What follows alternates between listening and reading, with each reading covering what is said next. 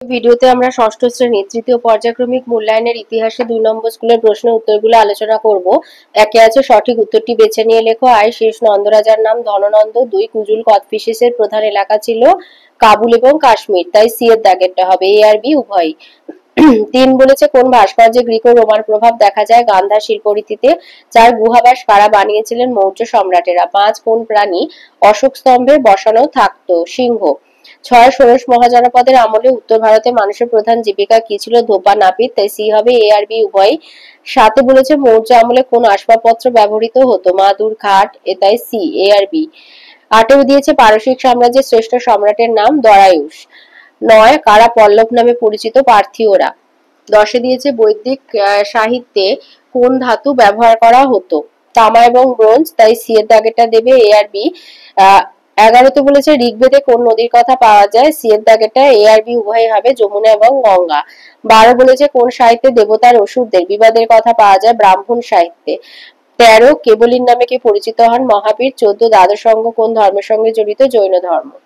2 এর আয়তে দিয়েছে বস্ত্রশিল্পের বিখ্যাত কেন্দ্রের নাম কি। বস্ত্রশিল্পের বিখ্যাত কেন্দ্র হচ্ছে বারাণসী, মথুরা। বারাণসী, মথুরা দামে কাপড় তৈরির জন্য বিখ্যাত ছিল। তাহলে বস্ত্রশিল্পের বিখ্যাত কেন্দ্র হচ্ছে বারাণসী, মথুরা। 2 দিয়েছে তুলো চাষ কোথায় বেশি হতো। লিখবে দাক্ষিণাত্যের কালো মাটিতে তুলো চাষ বেশি হতো। 3 দিয়েছে চিকিৎসা সংক্রান্ত 2টি বইয়ের নাম লেখো। লিখবে চরক সংহিতা আর হচ্ছে সুশ্রুত সংহিতা, চিকিৎসা নিয়ে লেখা 2টি বিখ্যাত বই। তাহলে চরক সংহিতা আর সুশ্রুত সংহিতা চিকিৎসা নিয়ে লেখা 2টো বিখ্যাত বই। 4 বলেছে যে কোনো 2টি বিখ্যাত মহাবিহারের নাম লেখো। নালন্দা, তক্ষশিলা, বিক্রমশীল আর বলভি মহাবিহারগুলি খুবই বিখ্যাত ছিল। তাহলে যে কোনো 2টো বিখ্যাত মহাবিহার নালন্দা, তক্ষশিলা বা তক্ষশিলা বিক্রমশীল বা বিক্রমশীল বলভি দিয়ে দেবে। 5 বলেছে বরাহমিহিরের লেখা একটি বইয়ের নাম লেখো। আর্যভট্টের পরবর্তীকালে বিখ্যাত জ্যোতির্বিজ্ঞানী বরাহমিহির সূর্য সিদ্ধান্ত পঞ্চ সিদ্ধান্তিকা বইতে মিহির পুরনো ধারণার অনেক বদল করেছিলেন। তাহলে তার লেখা বই হচ্ছে সূর্য সিদ্ধান্ত আর পঞ্চ সিদ্ধান্তিকা। বরাহমিহিরের লেখা 2টো বই, তো এর মধ্যে যে কোনো একটা দিয়ে দেবে। 6 দিয়েছে পলিশ কাকে বলে। প্রাচীন গ্রীসে পাহাড় দিয়ে ঘেরা অনেকগুলি ছোট ছোট রাষ্ট্র গড়ে উঠেছিল। এই ছোট রাষ্ট্রগুলিকে বলা হতো নগর রাষ্ট্র বা পলিস। 2টি বিখ্যাত পলিস হলো এথেন্স আর স্পার্টা। আর যদি বই থেকে লিখতে চাও তাহলে এখান থেকে লিখবে যে পাহাড়ে ঘেরা গ্রীসে অনেকগুলি ছোট ছোট রাষ্ট্র গড়ে উঠেছিল, সেই রাষ্ট্র সেগুলিকে বলা হতো নগর রাষ্ট্র বা পলিস। পলিসগুলির মধ্যে বিখ্যাত ছিল এথেন্স আর স্পার্টা। এটা লিখতে পারো। 7 দিয়েছে কোন গ্রিক ঐতিহাসিক এথেন্স আর স্পার্টার সঙ্গে পারসিক সাম্রাজ্যের যুদ্ধের কথা লিখেছেন। এটা আছে 136 পাতায়। এই যে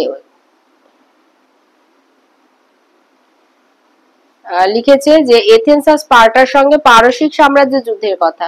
এই যে এথেন্স আর স্পার্টা, যে তাদের সঙ্গে পারসিক সাম্রাজ্যের যুদ্ধ হয়েছিল সেই যুদ্ধের কথা লিখেছে গ্রিক ঐতিহাসিক হেরোডোটাস। আর এথেন্স আর স্পার্টা নিজেদের মধ্যে যে যুদ্ধ করেছিল সেটা লিখেছে, সেই সম্পর্কে লিখেছে গ্রিক ঐতিহাসিক থুকাইডিডিস। আর এথেন্স আর স্পার্টার সঙ্গে পারসিক সাম্রাজ্যের যে যুদ্ধ হয়েছিল তার কথা লিখেছে কিন্তু গ্রিক ঐতিহাসিক হেরোডোটাস দেবে। 8 বলেছে নাসিক এবং কার্ডে লেখো কোন রাজার আমলে তৈরি। এই যে সাতবাহনদের ক্ষমতা ফিরে এসেছিল গৌতমীপুত্র সাতকর্ণীর আমলে। এই যে তাঁর আমলে নাসিক লেখো আর কার্লে লেখো থেকে রাজ্য বিস্তারের কথা জানা যায়। তাহলে নাসিক লেখো আর কার্লে লেখো কার আমলে তৈরি হয়েছিল। গৌতমীপুত্র সাতকর্ণীর আমলে। 9 বলেছে প্রভাকর বর্ধনের বড় ছেলের নাম কি। রাজ্যবর্ধন। 10 দিয়েছে গৌতম বুদ্ধ কোথায় জন্মগ্রহণ করেন। লিখবে নেপালে তরাই অঞ্চলের কপিলাবস্তু শাক্য বংশে সিদ্ধার্থের জন্ম হয় খ্রিস্টপূর্ব 566 অব্দে। 11 বলেছে গণরাজ্য কাকে বলে। লিখবে কয়েকটি মহাজনপদ ছিল অরাজতান্ত্রিক, সেখানে কোনো রাজার শাসন ছিল না, সেগুলিকে বলা হয় গণরাজ্য। এরকম 2টি গুরুত্বপূর্ণ গণরাজ্য হলো মল্ল এবং বজ্জি বা ব্রিজি। 12 বলেছে মহিপতি কাকে বলা হয়। পৃথিবীর রাজাকে বলা হয়। 13 হচ্ছে স্নাতক কাদের বলা হয়। লিখবে যে বৈদিক যুগে সাধারণত 12 বছর ধরে শিক্ষা গ্রহণ চলতো, অনেকে আবার জীবনভরই ছাত্র থাকতো। এমনিতে 12 বছরের পড়াশোনা শেষ হলে সমাবর্তন অনুষ্ঠান হতো, সেই অনুষ্ঠানে ছাত্রদের স্নাতক বলে ঘোষণা করা হতো। পড়াশোনা শেষে ছাত্রদের বিশেষ স্নান করার প্রথা ছিল, তার থেকে স্নাতক কথাটা এসেছে। 14তে বলেছে রত্নিন কাদের বলা হতো। লিখবে যে ঋগ বৈদিক যুগে রাজাকে শাসনের কাজে যারা সাহায্য করতেন তাদের রত্নিন বলা হতো। তাদের থেকে পরবর্তী সময়ে রাজনীতিতে মন্ত্রীর ধারণা এসেছে। তাহলে ঋগ বৈদিক যুগে রাজাকে শাসনের কাজে যারা সাহায্য করতেন তাদেরকেই রত্নিন বলা হতো।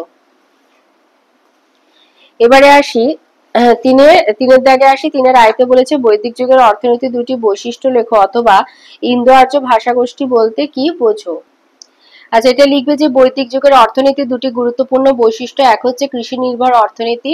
বৈদিক যুগে মানুষ মূলত কৃষির উপরে নির্ভরশীল ছিল। তারা ধান, যব, গম, তিল ইত্যাদি শস্য উৎপাদন করত এবং গবাদি পশু পালনের মাধ্যমে জীবন ধারণ করত। দুই হচ্ছে বিনিময় পদ্ধতির প্রচলিত ছিল।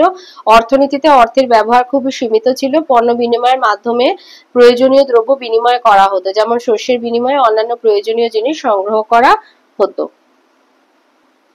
ইন্দো আর্য ভাষাগোষ্ঠী বলতে কি বোঝো। ইন্দো ইরানীয় গোষ্ঠীর একটি গোষ্ঠী উত্তর পশ্চিম সীমান্ত দিয়ে ভারতীয় উপমহাদেশে এসেছিল। ভারতীয় উপমহাদেশে আসা এই গোষ্ঠীকে ইন্দো আর্য ভাষাগোষ্ঠী বলা হয়। ইন্দো আর্য ভাষায় রচিত সবচেয়ে পুরনো সাহিত্য হলো ঋগ্বেদ। বৈদিক সাহিত্য থেকে ইন্দো আর্যদের বসতি এবং জীবনযাত্রা সম্পর্কে জানা যায়। 2 নম্বর বলেছে মহাজনপদ বলতে কি বোঝো আর এই মহাজনপদ শক্তিশালী হয়ে ওঠা যে কোনো একটি কারণ লেখো। এইখান থেকে লিখবে মহাজনপদ কাকে বলে। লিখবে খ্রিস্টপূর্ব 6ষ্ঠ শতক নাগাদ এক একটা জনপদের ক্ষমতা ক্রমে বাড়তে থাকে। সেখানকার শাসকেরা যুদ্ধ করে নিজেদের রাজ্যের সীমানা বাড়াতে থাকেন। ছোট ছোট জনপদগুলির কয়েকটি পরিণত হয় বড় রাজ্যে। এই বড় রাজ্যগুলি মহাজনপদ বলে পরিচিত হয়। জনপদের থেকে যা আয়তন ও ক্ষমতায় বড় তাই মহাজনপদ। মহাজনপদের শাসকরা ছিলেন বৈদিক যুগে রাজাদের চাইতে অনেক বেশি শক্তিশালী। তাদের হাতে অনেক সম্পদ জমানো হলো। সেই সম্পদ ব্যবহার করে তারা নিজেদের ক্ষমতা আরো বাড়াতে চাইলেন। ফলে প্রায়শই লেগে থাকতো যুদ্ধ। তাহলে বৈদিক যুগে তাদের হাতে অনেক মহাজনপদ শক্তিশালী হয়ে ওঠার একটা কারণ হচ্ছে সব মহাজনপদের শাসকদের হাতে বৈদিক যুগে রাজাদের চাইতে অনেক বেশি সম্পদ জমা হয়েছিল, তাই জন্য তারা আরো বেশি শক্তিশালী হয়ে উঠেছিল। অথবাতে বলেছে মগধের দুটি রাজধানীর নাম লেখো আর মহাবীর কত বছর ধর্মপ্রচার করেন। মহাবীর ধর্মপ্রচার করেন 30 বছর। আর মগধের দুটি রাজধানীর নাম হচ্ছে মগধের রাজধানী ছিল প্রথমে রাজগৃহ পরে পাটলিপুত্র হয়ে যায়। মগধের রাজধানী প্রথমে ছিল রাজগৃহ পরে পাটলিপুত্র হয়ে যায়। আচ্ছা, 2 বলেছে কনিষ্কের রাজধানীর নাম পুরুষপুর বা পেশোয়ার আর কুষাণদের প্রধান শাসন কেন্দ্রের নাম লেখো। কনিষ্কের রাজধানী ছিল পুরুষপুর বা পেশোয়ার আর কুষাণদের প্রধান শাসন কেন্দ্র ছিল ব্যাকট্রিয়া বা বাল্হিক দেশ। অথবাতে বলেছে সাতবাহন বংশের প্রথম শাসকের নাম লেখো আর সাতবাহনদের প্রধান বিপক্ষ কে ছিল। লিখবে সাতবাহন বংশের প্রথম শাসক ছিল শিমুখ। তাহলে সাতবাহন বংশের প্রথম শাসক হচ্ছে শিমুখ আর সাতবাহনদের প্রধান বিপক্ষ ছিল পশ্চিম ভারতের শক ক্ষত্রপ শক্তি। 4 বলেছে দ্বিতীয় নগরায়ণ কাকে বলে আর কারসাপন কি অথবা গুপ্ত সাম্রাজ্যের পতন কিভাবে ঘটে এবং সুবর্ণ কি। লিখবি প্রাচীন ভারতের ইতিহাসে প্রথম নগর দেখা গিয়েছিল হরপ্পা সভ্যতায়, তাই একে বলে প্রথম নগরায়ণ। তার প্রায় 1000 বছরের পরে আবার নগর গড়ে উঠতে দেখা যায়। এই নগরায়ণ মূলত হয়েছিল উত্তর ভারতে, বিশেষত গঙ্গা উপত্যকায় খ্রিস্টপূর্ব 600 অব্দ নাগাদ হওয়া এই নগরায়ণ দ্বিতীয় নগরায়ণ বলে পরিচিত। আর কারসাপন ছিল বহু প্রচলিত, মানে ষোড়শ মহাজনপদের আমলে বহুল প্রচলিত এক ধরনের মুদ্রা ছিল কারসাপন। অথবাতে বলেছে গুপ্ত সাম্রাজ্যে কিভাবে পতন ঘটে, সুবর্ণ কি। আচ্ছা, গুপ্ত সাম্রাজ্যে কিভাবে পতন ঘটে। লিখবে হুন আক্রমণ, অর্থনৈতিক সংকট, রাজপরিবারের দ্বন্দ্ব এবং প্রশাসনিক দুর্বলতার কারণে গুপ্ত সাম্রাজ্য দুর্বল হয়ে পড়ে। সামন্তদের স্বাধীনতা বাড়েও সাম্রাজ্য ভেঙে ছোট ছোট অংশে বিভক্ত হয়, ফলে গুপ্ত সাম্রাজ্যের পতন ঘটে। আর ওর সাথে যেটা রয়েছে যে সুবর্ণ কি, লিখবে গুপ্ত রাজাদের আমলে চালু করা সোনার মুদ্রাকে দিনার এবং সুবর্ণ বলা হতো। তাহলে গুপ্ত রাজাদের আমলে চালু করা এক ধরনের সোনার মুদ্রা হলো সুবর্ণ। 5 নম্বর প্রশ্ন বলেছে সঙ্গম সাহিত্য কাকে বলে অথবা তামিল সাহিত্যে 2টি মহাকাব্যের নাম লেখো। লিখবে সঙ্গম সাহিত্য কাকে বলে। লিখবে দক্ষিণ ভারতে তামিল ভাষায় সাহিত্য লেখার প্রচলন খ্রিস্টপূর্ব 200 থেকে খ্রিস্টপূর্ব 300 অব্দের মধ্যে, এই যে খ্রিস্টপূর্ব 200 থেকে 300 অব্দের মধ্যে শুরু হয়। জানা যায় যে মাদুরাই নগরীতে 3টি সাহিত্য সম্মেলন হয়েছিল। এই সম্মেলনগুলি সঙ্গম নামে পরিচিত। সঙ্গম মানে এক জায়গায় জড়ো হওয়া, তাই তামিল সাহিত্যকে সঙ্গম সাহিত্য বলা হয়। আর ওর সাথে যেটা রয়েছে যে অথবা তামিল সাহিত্যে 2টি মহাকাব্যের নাম লেখো, এটা আছে 117 পাতায়। এই যে তামিল সাহিত্যের মহাকাব্য বলা হতো এমনই 2টি মহাকাব্য শিল্পাদ্দিকারম আর মণিমেখলাই। শিল্পাদ্দিকারম আর মণিমেখলাই হচ্ছে তামিল সাহিত্যের 2টি মহাকাব্যের নাম। 6তে বলেছে কয়েকজন পারসিক সম্রাটের নাম লেখো অথবা হায়ারোগ্লিফ লিপি বলতে কি বোঝো। লিখবে দুজন বিখ্যাত পারসিক সম্রাট হচ্ছে কুরুশ আর প্রথম দরাইবউস।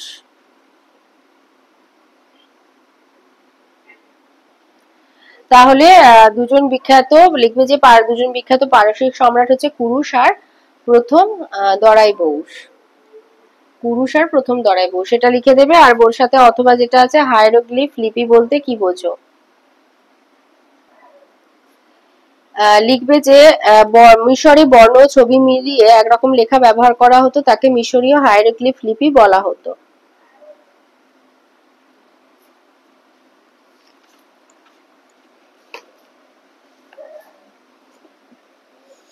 এরপরে আসি 4-এর আয়তে বলেছে মহাবীর কত বছর বয়সে মারা যান আর জৈন ধর্মের শেষ দুজন তীর্থঙ্করের নাম লেখো। আচ্ছা, মহাবীর মারা যান 72 বছর বয়সে। এই যে আনুমানিক 72 বছর বয়সে পাবানগরীতে অনশন করেন মহাবীর, সেখানেই তার মৃত্যু হয়। তাহলে 72 বছর বয়সে তিনি মারা যান। আর জৈন ধর্মের শেষ দুজন তীর্থঙ্করের নাম 24 জন ছিলেন। শেষ দুজন তীর্থঙ্কর হচ্ছে পার্শ্বনাথ আর বর্ধমান মহাবীর। এটা আছে বইয়ের 69 আর 70 পেজে। 2 দিয়েছে আলেকজান্ডারের সেনাপতির নাম লেখো আর মৌর্য আমলে 2টি ভূমি রাজস্বের নাম। এটা আছে তোমাদের বইয়ের 80 পাতায়। আলেকজান্ডারের সেনাপতির নামের আছে 80 পাতায়। এই যে আলেকজান্ডারের সেনাপতি সেলুকাস নিকেটর। আলেকজান্ডারের সেনাপতি হচ্ছে সেলুকাস নিকেটর। আর ওর সাথে দিয়েছে মৌর্য আমলে 2টি ভূমি রাজস্বের। এটা আছে বইয়ের 85 পাতায়। মৌর্য আমলে 2টো ভূমি রাজস্ব হচ্ছে বলি এবং ভাগ নামে 2 রকম ভূমি রাজস্ব মৌর্য আমলে চালু ছিল। তাহলে ভূমি রাজস্ব হচ্ছে বলি এবং ভাগ। 3তে বলেছে চতুর্থ বৌদ্ধ সঙ্গীতের সভাপতির নাম লেখো আর এই সঙ্গীতের গুরুত্বপূর্ণ ঘটনা লেখো। তাহলে চতুর্থ বৌদ্ধ সঙ্গীতের সভাপতির নাম হচ্ছে বসুমিত্র। চতুর্থ বৌদ্ধ সঙ্গীতের সভাপতি হচ্ছে বসুমিত্র। আর গুরুত্বপূর্ণ ঘটনা হচ্ছে বৌদ্ধ ধর্ম হীনযান এবং মহাযান এই 2 ভাগে ভাগ হয়ে যায়। 4তে বলেছে রুদ্রদমন কোন উপাধি ব্যবহার করেছিলেন। দ্বিতীয় চন্দ্রগুপ্তের মেয়ের নাম লেখো। কোন গুপ্ত সম্রাট প্রথম রূপোর মুদ্রা চালু করে। আচ্ছা, আমাদের প্রথম যেটা আছে রুদ্রদমন কোন উপাধি ব্যবহার করেছিলেন। লিখবে যে অন্য একটি শক ক্ষত্রক গোষ্ঠীর সঙ্গেও সাতবাহনদের লড়াই বেঁধেছিল। এই গোষ্ঠীর বিখ্যাত শাসক ছিলেন রুদ্রদমন। তিনি মহাক্ষত্রপ উপাধি নিয়েছিলেন। তাহলে শক শাসক রুদ্রদমন মহাক্ষত্রপ উপাধি নিয়েছিলেন। পরে যেটা আছে দ্বিতীয় চন্দ্রগুপ্তের মেয়ের নাম কি। দ্বিতীয় চন্দ্রগুপ্তের মেয়ে প্রভাবতী গুপ্ত। তাহলে গুপ্তা। দ্বিতীয় চন্দ্রগুপ্তের মেয়ের নাম হচ্ছে প্রভাবতী গুপ্তা। আর ওর সাথে বলেছে কোন গুপ্ত সম্রাট প্রথম রূপোর মুদ্রা চালু করেন। এই যে সম্রাট দ্বিতীয় চন্দ্রগুপ্তের শাসনকালে রূপোর মুদ্রা প্রথম চালু করা হয়। তাহলে সম্রাট দ্বিতীয় চন্দ্রগুপ্ত প্রথম রূপোর মুদ্রা চালু করেন। তাহলে রুদ্রদমন মহাক্ষত্রপ উপাধি ব্যবহার করেছিলেন। দ্বিতীয় চন্দ্রগুপ্তের মেয়ের নাম প্রভাবতী গুপ্তা। এটা বইয়ের 92 পৃষ্ঠায় আছে। আর রুদ্রদমন কোন উপাধি নিয়েছিলেন বইয়ের 89 পেজে আছে। আর কোন গুপ্ত সম্রাট প্রথম রূপোর মুদ্রা চালু করেন 107 107 পৃষ্ঠায় আছে। 5-এ বলেছে স্ত্রীধন বলতে কি বোঝো আর রূপক কি। আচ্ছা, স্ত্রীধন কি লিখবে যে গুপ্ত আমলেও পরিবারের প্রধান ছিলেন বাবা। মেয়েদের কম বয়সে বিয়ে দেওয়ার রীতি চালু ছিল। এই সময় অবশ্যই মেয়েরা বিয়ের সময় কিছু সম্পদ পেতেন। ওই সম্পদের উপরে কেবল ওই মেয়ের অধিকার ছিল। একে স্ত্রীধন বলা হতো। তাহলে এই আমলে মানে গুপ্ত আমলে দেবে। আর রূপক কি লিখবে যে দ্বিতীয় চন্দ্রগুপ্তের শাসনকালে রূপোর মুদ্রা প্রথম চালু করা হয়, তার নাম ছিল রূপক। এটা আছে বইয়ের 107 পাতায়। 6-তে বলেছে সংখ্যায়ন কাকে বলে আর কৃষি বিজ্ঞান বিষয়ক একটি গ্রন্থের নাম লেখো। আচ্ছা, সংখ্যায়ন লিখবে যে প্রাচীন ভারতে পাটিগণিত বীজগণিত এবং জ্যামিতি মিলিয়ে বৌদ্ধদের গণিত বিজ্ঞান তৈরি হয়েছিল। জৈনরা তাকেই বলতেন সংখ্যায়ন। তাহলে প্রাচীন ভারতে পাটিগণিত বীজগণিত আর জ্যামিতি মিলিয়ে বৌদ্ধদের গণিত বিজ্ঞান তৈরি হয়েছিল। জৈনরা তাকেই বলতো সংখ্যায়ন। আর ওর সাথে যেটা রয়েছে যে কৃষি বিজ্ঞান বিষয়ক একটি গ্রন্থের নাম লেখো।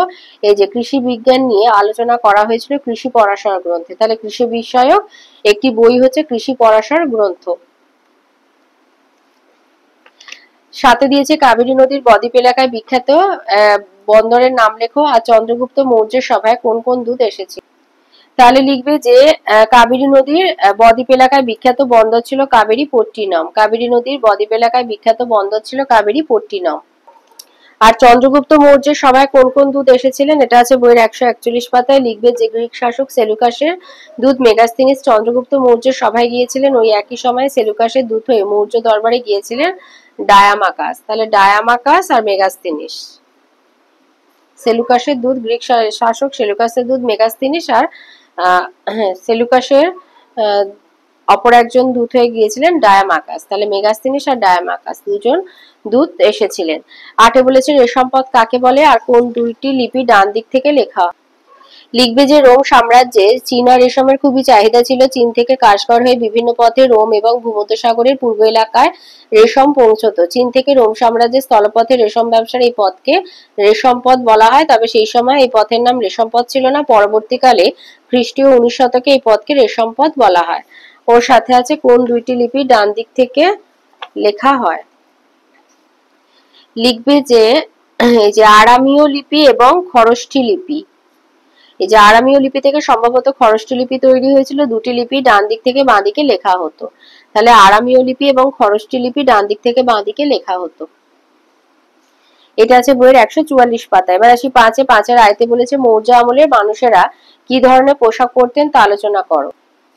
লিখবে যে মৌর্য আমলে সাধারণ পুরুষেরা অনেকটা আজকের ধুতি চাদরের মতো পোশাক পরতেন। মহিলারা পোশাকের ওপরে চাদর বা ওড়না ব্যবহার করতেন। ধনী এবং রাজপরিবারের নারী পুরুষ দামি পোশাক পরতেন। সুতির কাপড়ের চাহিদা সাধারণ মানুষের মধ্যে সবচেয়ে বেশি ছিল। পশম আর রেশমের কাপড়ের ব্যবহার ছিল বলেও জানা যায়। পুরুষেরা অনেকেই মাথায় পাগড়ি পরতেন। দামি পাথর ও সোনার তৈরি গয়না পরতেন ধনীরা। অথবাতে বলেছে অগ্রহার ব্যবস্থা কাকে বলে আর তামিলনাড়ুর কোন জায়গায় দূরপাল্লার বাণিজ্য হতো এবং কোন অঞ্চলে শালিধান চাষ হতো। লিখবে অগ্রহার ব্যবস্থা শুধু এইটুখানি লিখবে যে গুপ্ত আর গুপ্ত পরবর্তী আমলে অনেক জমি ব্রাহ্মণ মন্দির বা বৌদ্ধ বিহারকে দান করা হতো। এই দান করা জমিগুলি রাজস্ব বা কর আদায়ের আওতায় পড়তো না। গুপ্ত এবং গুপ্ত পরবর্তী আমলে ধর্মীয় উদ্দেশ্যে জমিদানকে অগ্রহার ব্যবস্থা বলা হয়। ব্রাহ্মণরা সাধারণভাবে পারিবারিক পদ্ধতিতে এই জমি ভোগ দখল করতেন। এইসব জমিগুলি নিষ্কর হলেও রাজা কোনো কারণে ব্রাহ্মণদের প্রতি অসন্তুষ্ট হলে দান করা জমি ফেরত নিতে পারতেন। আচ্ছা, এটা লিখে দেবে অগ্রহার ব্যবস্থার ফল। 3 নম্বর আছে, লিখে দেবে যে প্রথমত একটি ভূম্যধিকারী শ্রেণীর উদ্ভব হয়। এরা সমাজে প্রভূত জমির মালিক হয়ে ওঠে। দ্বিতীয়ত সমাজে একটা শোষিত কৃষক শ্রেণীর উদ্ভব ঘটে। তৃতীয়ত অগ্রহার ব্যবস্থা থেকে ভারতের সামন্ততান্ত্রিক ব্যবস্থার সৃষ্টি হয় বলে অনেকে মনে করেন। তাই অগ্রহার ব্যবস্থাকে সামন্ততান্ত্রিক ব্যবস্থার অগ্রদূত বলে মনে করা হয়। আর চতুর্থত এই ব্যবস্থার ফলে অনাবাদী ও জঙ্গলাকীর্ণ অঞ্চলে উৎপাদন শুরু হয়, ফলে আর্থিক সমৃদ্ধি ঘটে। আচ্ছা, তামিলনাড়ুর কোন জায়গায় দূরপাল্লার বাণিজ্য হতো, এটা আছে বইয়ের 106 পাতা। এই যে তামিলনাড়ুর কাবেরীপট্টিনম বন্দরে নিয়মিত দূরপাল্লার বাণিজ্য হতো। এর সাথে রয়েছে কোন অঞ্চলে শালিধান চাষ হতো। এটা আছে তোমাদের বইয়ের, এটা পেজ নাম্বার হবে 99। অর্থনীতি জীবনযাত্রা সেকেন্ড পেজে এটা আছে। এই যে এখানে হচ্ছে তোমার এই যে খ্রিস্টপূর্ব বলেছে কোন অঞ্চলে শালিধান বিখ্যাত ছিল। এই যে গাঙ্গেয় উপত্যকা অঞ্চলে, বলবে গাঙ্গেয় উপত্যকা অঞ্চলে ধানের মধ্যে সেরা ছিল শালিধান। আচ্ছা, মগধ অঞ্চল দিয়ে দেবে। মগধ অঞ্চলে শালিধানের চাষ বেশি ছিল। মগধ অঞ্চলে লিখবে শালিধানের চাষ বেশি হতো। তাহলে মগধ অঞ্চলে শালিধান চাষ হতো। দিয়ে দিয়েছে মৌর্য আমলে শিল্প চর্চার বৈশিষ্ট্যগুলি লেখো, অথবা গুপ্ত পল্লব আমলে শিল্প চর্চার বৈশিষ্ট্যগুলি লেখো। আচ্ছা, মৌর্য শিল্পকলার পরিচয় আর ওই মৌর্য আমলের শিল্পচর্চার বৈশিষ্ট্য একই। লিখবে প্রাচীন ভারতীয় শিল্পকলার ইতিহাসে মৌর্য যুগের নাম স্বর্ণাক্ষরে লেখা রয়েছে। শিল্পকলার ক্ষেত্রে এই যুগ নতুন অধ্যায়ের সূচনা করে। এক হচ্ছে মৌর্য রাজপ্রাসাদ। মৌর্য আমলে রাজধানী ছিল পাটলিপুত্র। পাটলিপুত্রের রাজপ্রাসাদ মৌর্য শিল্পকলার ইতিহাসে বিশেষভাবে স্মরণীয়। চন্দ্রগুপ্ত মৌর্যের রাজপ্রাসাদের গঠনশৈলী মৌর্য আমলে স্থপতিদের কর্মকুশলতার পরিচয় বহন করে। পাটলিপুত্রের রাজপ্রাসাদের বর্ণনা আজও মানুষের মনে বিস্ময়ের সৃষ্টি করে। এখানকার ধ্বংসাবশেষ থেকে জানা যায় রাজপ্রাসাদে 80টি স্তম্ভ বিশিষ্ট 250 বর্গফুট আয়তনের একটি হলঘর ছিল। স্তূপ বলেছে বৌদ্ধ সন্ন্যাসীদের সমাধিক্ষেত্রের ওপরে চতুষ্কোণ বেদি দ্বারা প্রতিষ্ঠিত নির্মাণ ক্ষেত্র স্তূপ নামে পরিচিত। অশোকের আমলে স্তূপ নির্মাণ চরম বিকাশ লাভ করে। তিনি অসংখ্য স্তূপ নির্মাণ করেছিলেন। উল্লেখযোগ্য স্তূপগুলি হচ্ছে ধর্মরাজিকা স্তূপ, অমরাবতী স্তূপ, সাঁচি স্তূপ। চৈত বুদ্ধ ভক্তদের উপাসনার জন্য কোনো স্থান ঘিরে সেখানে গৃহ নির্মাণকে বলা হয় চৈত। চৈত নির্মাণ ছিল মৌর্য শিল্পকলার অন্যতম বৈশিষ্ট্য। বিহারের গয়া জেলার বরাবর পাহাড়ে অশোকের আমলে নির্মিত একটি চৈত্য রয়েছে। স্তম্ভ মৌর্য শিল্পকলার শ্রেষ্ঠ নিদর্শন অশোক স্তম্ভ। স্তম্ভগুলি চুনাপাথর দিয়ে নির্মিত হতো। প্রতিটি স্তম্ভে দুটো অংশ থাকতো, দণ্ড আর শীর্ষদেশ। শীর্ষদেশকে আবার 3 ভাগে ভাগ করে নির্মাণ করা হতো। স্তম্ভগুলি নিচে থাকতো পদ্ম, চূড়ায় থাকতো প্রাণী, বৃষ, হাতি, সিংহ বা অশ্ব। বিহারের রামপুরবা ও বৈশালী, উত্তরপ্রদেশের সারনাথ, কৌশাম্বী, মধ্যপ্রদেশের সাঁচিতে অশোক স্তম্ভের নিদর্শন রয়েছে। মৌর্য স্থাপত্যে গ্রিক ও পারসিক শিল্পরীতির প্রভাব থাকলেও পাথরের ব্যবহার যে ভারতীয় শিল্পীদের শিল্প নৈপুণ্যের ফসল তাতে কোনো সন্দেহ নেই। আর গুপ্ত অর্থবাদে যেটা রয়েছে, গুপ্ত এবং পল্লব আমলের শিল্প চর্চা, এটা লিখবে যে গুপ্ত আমলেও শিল্প চর্চার সঙ্গে ধর্মীয় ধ্যান ধারণার যোগাযোগ দেখা যায়। পাথরের পাশাপাশি পোড়ামাটির ব্যবহারও এই সময় ভাস্কর্যে লক্ষ্য করা যায়। স্তূপ চৈত্য বানানো গুপ্ত আমলেও চালু ছিল। সারনাথের ধামেক স্তূপ প্রথমে ইট দিয়ে বানানো হয়েছিল। এই আমলে তার উপরে পাথরের আস্তরণ দেওয়া হয়। গুপ্ত আমলে স্থাপত্য হিসাবে মন্দির বানানো শুরু হয়। মন্দির কখনো ইট কখনো পাথর দিয়ে তৈরি হতো। এই আমলের মন্দিরগুলির মধ্যে দেওঘরে দশাবতার মন্দির বিখ্যাত। পাশাপাশি পাহাড় ও পাথর কেটে মন্দির তৈরির চল ছিল। পল্লব আমলে মহাবলীপুরমে পাথর কেটে রথের মতো দেখতে মন্দির তৈরি হয়েছিল। গুপ্ত যুগের শিল্পের সঙ্গে ধর্মের যোগাযোগ সুস্পষ্ট।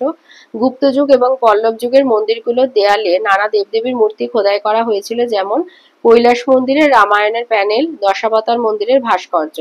গুপ্ত যুগের চিত্রশিল্পের সব থেকে বিখ্যাত উদাহরণ মধ্য ভারতে অজন্তা গুহার ছবিগুলি। বিভিন্ন গাছপালা ও মানুষের ছবি সেখানে রয়েছে। নানা ধরনের অজন্তা গুহার ছবিগুলিতে দেখা যায় রংগুলি বিভিন্ন পাথর, মাটি ও গাছগাছড়ার উপাদান দিয়ে তৈরি করা হতো। অজন্তা ছাড়াও ইলোরা এবং বাঘ গুহাতেও বেশ কিছু ছবি পাওয়া গেছে। 5-এর 3 নম্বর প্রশ্ন বলেছে রাজা হর্ষবর্ধন কোন 2 রাজ্যের শাসনভার নিয়েছিলেন? এটা আছে 95 পাতায়। লিখবে যে কনৌজ এবং স্থানীশ্বর এই 2 এর শাসনভার নেন হর্ষবর্ধন। ওর সাথে আছে ক্ষত্রপ কাদের বলা হতো? লিখবে কুষাণ আমলে প্রদেশের শাসককে বলা হতো ক্ষত্রপ। কুষাণ আমলে প্রদেশের শাসককে বলা হতো ক্ষত্রপ। ওর পরে যেটা রয়েছে পট্টবা আহার কাকে বলে? এটা আছে 94 পাতায়। লিখবে বাকাটক শাসনে বিষয় শব্দের বদলে জেলা অঞ্চলগুলিকে বলা হতো পট্টবা আহার। বাকাটক শাসনে বিষয় শব্দের বদলে জেলা অঞ্চলগুলিকে বলা হতো পট্টবা আহার।